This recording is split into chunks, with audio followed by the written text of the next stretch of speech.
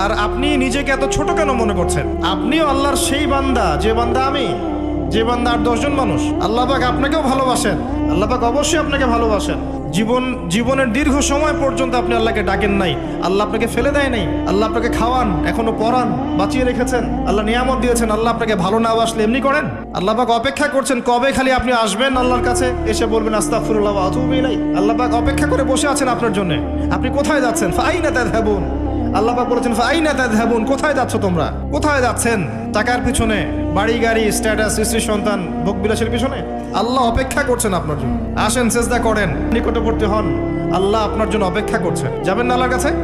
আল্লাহ পাক সবাইকে আল্লাহর কাছে ফিরে আসার তৌফিক দান করুন। এটাই হোক আমাদের কাছে আসার গল্প, এটাই হোক আমাদের কিসের গল্প?